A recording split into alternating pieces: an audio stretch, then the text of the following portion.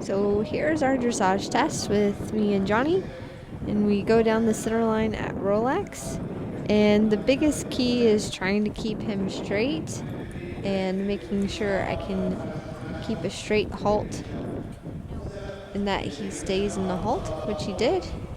And one of our problems has been him striking off into the canter after the halt, and he trotted off very nice. And then we come into a medium trot, which he felt very good and kind of balanced for this. My biggest goal for him was relaxation first, and I was really happy with how he was feeling. And then we come into our shoulder in, which I felt like the angle and the bend maybe could have been a touch better, but you can't really tell from this view.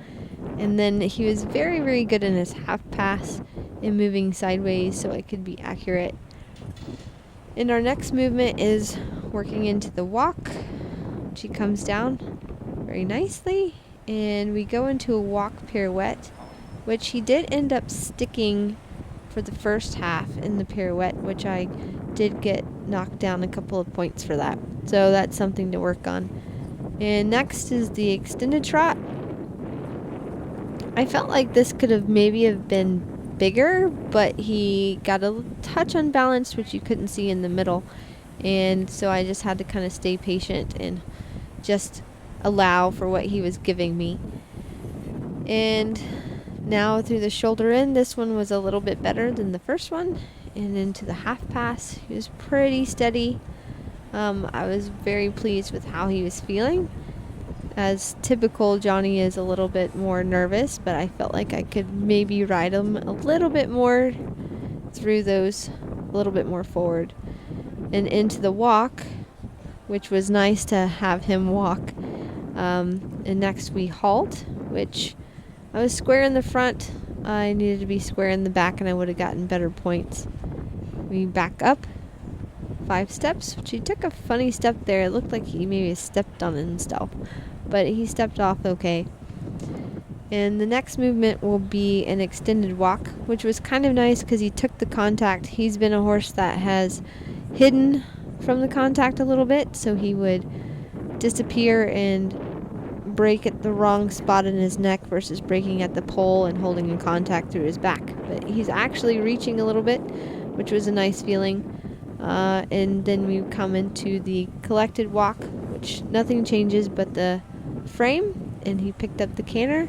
He came up a little bit in the frame, but he stayed relaxed, which was a big deal for Johnny. And now we went into the canter half passes, which again is very good through the bend. He was very good in moving sideways and working in our canter serpentines, which he was, again, this test he was pretty obedient. And for the flying change, he was clean. He was a little sticky feeling, I guess. But again, when I watched the video, it looked better than it felt, which sometimes happens. Then in the half pass, again, this felt great. He was very good on the aids and moving forward down the center line. For this test, I wish I would have, for the extended that's happening, would have gone a little bit more. I was a little bit conservative. But again, I was kind of riding what I had, and for me the biggest thing was relaxation and keeping him in that nice relaxed state while still doing this hard type of collection work. So now we're in the second serpentine, where again we do a flying change over the center line, and he did it, and we were much better on our timing with everything.